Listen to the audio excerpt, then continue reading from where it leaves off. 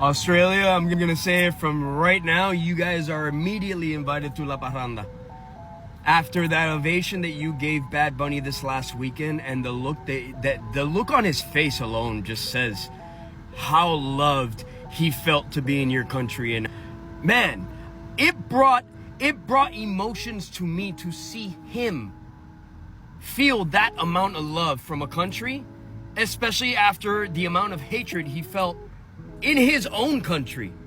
Like, isn't that crazy to you? Like, Australia, so many props to you, because you just made you made the US look like a bunch of immature fucking toddlers. So God bless you for just loving music and just loving people for being people. Because you know what? Benito needed that. And a lot of us Puerto Ricans, a lot of us Hispanics needed to see that too. So God bless you guys. You guys are welcome to La Parranda.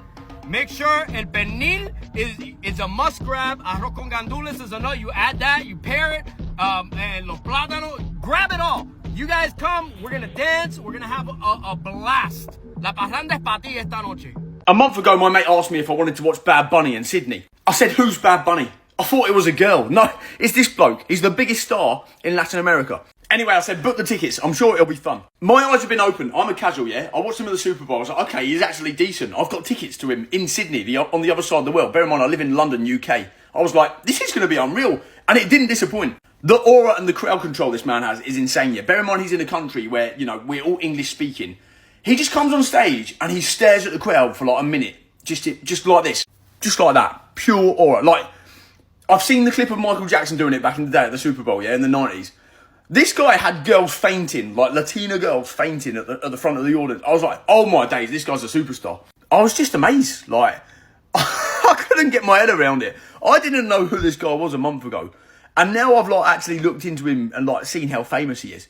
Bro has so much aura. You got to respect it. Like, the way he controlled the crowd is just mental. Now I see why the Latins like worship him. My eyes have been opened. And the music, I don't know what he was saying. It was decent. It was very good. Bad Bunny walked into Sydney, Australia, and you could feel it instantly. Not just hype, not just concert crowd. It felt like culture finding each other all the way across the ocean. Here's what's confirmed, no fluff, just facts. Bad Bunny performed last night in Sydney, Australia for the first time ever with 2 stadium shows at Engie Stadium. One night landing on February 28, Australia time zone, of course, with another set for later today, which would mark their March 1st show. And fans are saying the same exact thing, that both days are sold out. Sydney's Latin diaspora showed up deep. Puerto Rican flags in the mix, Spanish ringing through the stands, and people who don't speak it still singing the hooks anyway. Because this tour isn't just records, it's identity. It's nostalgia. It's Puerto Rico on full display in a place that rarely gets this kind of Latin stadium moment. And the time difference makes it wild because Australia experienced it first. Then the clips hit America, and then the internet catches up later. That's why these moments travel. It's bigger than one city. It's Latin music proving again it doesn't need translation to feel like home. And now I shine the spotlight on you, the viewers watching this unfold in real time. Here's the question I bring forth to the table for open discussion. Why is Bad Bunny resonating in the country of Australia right now? Bow. Here's my gringo review of the Bad Bunny concert. Had no idea what this pink house is about. It's very loud. The language barrier did prove quite difficult. I did bring some English translations though, so I could read along.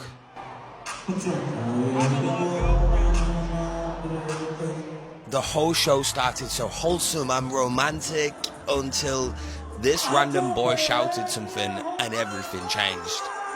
The place got very horny very fast. This is a lot different to the Eras tour. Like, the Swifties would be shook at this. And if you're wondering, like, why am I even here? Basically, I met Benito outside a cafe 4 days earlier. I only knew that song about taking photos prior to that. I decided he was the most beautiful man I'd ever met, and then I got given a free ticket. Everyone there was so attractive, I spent half the time trying to find a Latino boyfriend. I was shocked to see how they spelt Sydney wrong on all the merch though. It's with a Y, not an I. And I started to realize, like, as much as this is about Bad Bunny, this show and this moment was a celebration of Latin culture, and his music, like, united everyone there, whether we speak Spanish or not, and it was kind of beautiful to be a part of. Still got no idea what these straw hats are about, though. Well, 10 out of 10 from me. Apparently I turn Latino if I eat this. Alright guys, welcome back to Ecorum Vibes. Before getting to this, quick credit to the original creators on the Stitch videos that sparked this discussion. The clip circulating online highlighted the massive reception that Bad Bunny received during his recent performances in Sydney and the cultural reaction that followed across social media. Multiple creators weighed in from different angles, music fans, cultural commentators, and people reflecting on how the moment landed emotionally for Latin audiences around the world. Let's just get back to the rest of the video and we'll be back for more commentary. Guys, when did we decide that we're all going to Bad Bunny? And more importantly, who was meant to tell me that information? Because I didn't know that everyone was stepping out like that. And, now seeing the scenes, seeing the vibes, seeing the sheer numbers, I can't lie, I got mad FOMO. But I'm just confused at how this all came about. I knew Bad Bunny was big, like massive. In Latin America, massive. Spain, massive. And even in actual America, because there's so many Spanish people there, massive. But here, like Sydney, Australia specifically, there's not that many Latinos, that many Spanish people around that actually understand the language. So I thought it was going to be a little... The only people who mentioned to me were people who were Spanish, were like, yo, I'm sliding to this, can't wait to the... But the rest of you guys who don't understand the language, and maybe it's on me for not properly analyzing the situation. But somebody should have known. You know, Spain without the S, I'm Latino without the la. If you put two and two together, it's making sense. I just should have been privy to all of this, I can't lie. But to be honest, I probably wouldn't have cared if my festival was still rolling, loud, peeping. But now, I got the double dosage of haps that happened that everyone was at, but me, and a concert/festival worth of money in my bank account that's just dying, collecting dust and debris that was meant to be active. I have the money, but at the cost of my own interests. Trust. I'm in Australia TikTok right now because of the Benito concert that is happening in Australia. And the amount of Latino who has Australian accent cuando hablan español, okay? They be like, good day, mate. Y después, when they change Spanish, okay. But also seeing the opening of their concert, amazing. And they got this box for the VIP, okay? And within this box, they had this. Sir, bring it. I need it. I need that now. Ahora mismo. Yo lo necesito. And he's the guy that saw Benito in person. He's the guy that took a picture of Benito. So listen, I'm happy. But am I jealous that I didn't get one of these with the Puerto Rican flag? This is Australia got the best VIP package, okay? Just because of this, okay? But also one thing they talked about was that they wish that more Latino artists will come to Sydney, Australia, because there's a big population of Latinos out there that want to see Latino artists performing there. Okay. Listen, I love that. Good morning. I'm crying at videos of Bad Bunny in Australia because it's so nice and so fun to see how many people in a country where they literally don't speak Spanish celebrate this amazing artist and have so much fun.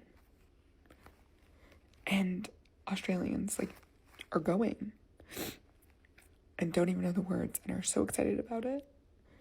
And then you have so many Latinos from all over the world in Australia, literally on the other side of the world, celebrating to his music. I'm sorry. It's 10 a.m. in the morning.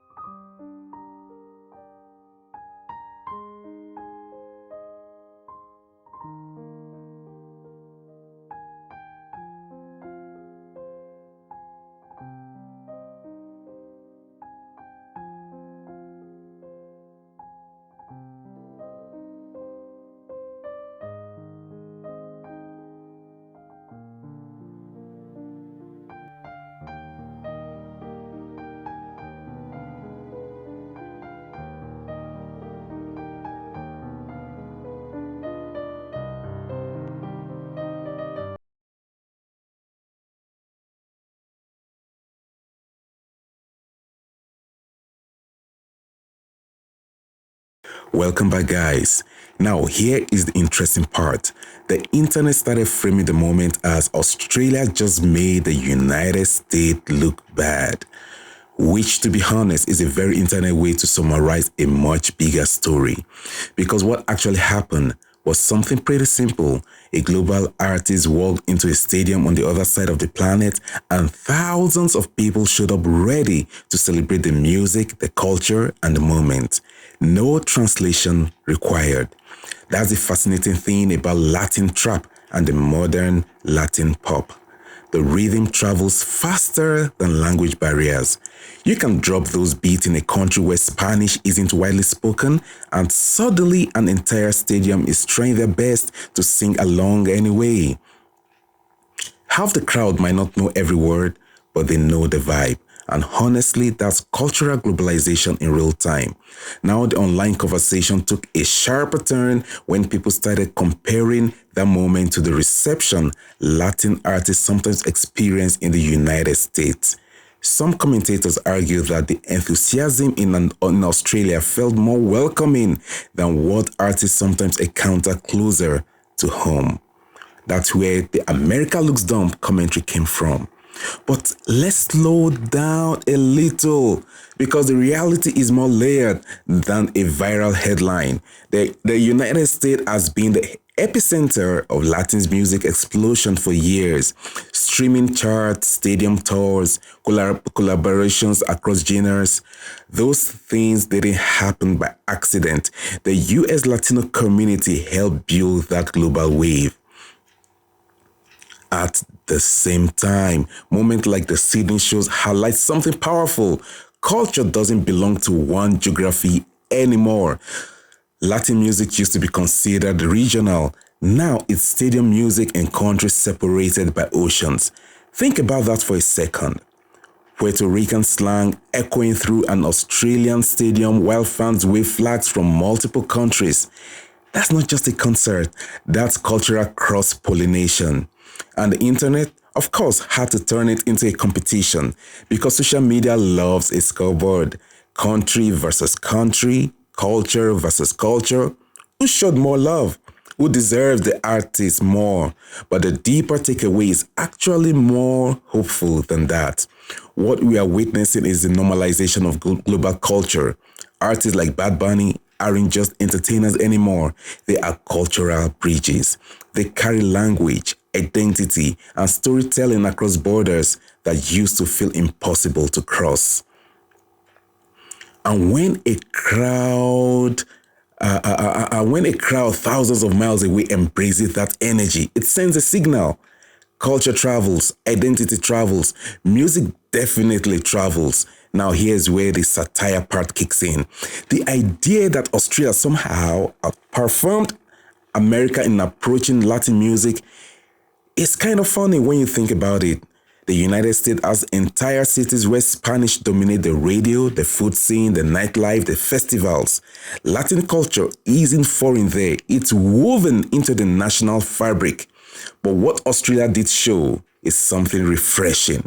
When a culture travels somewhere new, people approach it with curiosity instead of assumptions. That's less baggage, fewer stereotypes, fewer old debates about identity and belonging. It's just, hey, this music is incredible, let's celebrate. And that enthusiasm can feel powerful to artists and fans who sometimes feel they are constantly explaining themselves in places where their culture has been around forever. Sometimes appreciation hits harder when it's unexpected. Another interesting layer is the diaspora factor. The Latin community in Australia isn't nearly as large as in the United States, but moments like these create a rare kind of visibility.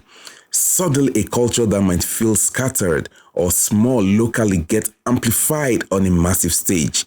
That matters, because music has always been one of the fastest ways cultures introduce themselves to the world. And the fact that fans who don't speak Spanish are still belting out the hooks, that's proof the emotional core of music doesn't need subtitles. So did Australia make the United States look dumb? Not really. What Australia did was remind everyone that culture thrives when people approach it with openness instead of gatekeeping. Music doesn't belong to one country, it belongs to whoever feels it. And if anything, this moment shows how global audiences are evolving faster than our cultural arguments. Fans around the world are less interested in debating identity politics and more interested in dancing. Honestly, that might be the healthiest trend we have seen in a while. All right, I want to hear from you. Why do you think artists like Bad Bunny resonate so strongly in places that don't share the same language or cultural background? Is it the music itself, the storytelling, or just the energy? Let's talk about it. This is Echo Room Vibes. Thanks for watching. Peace out.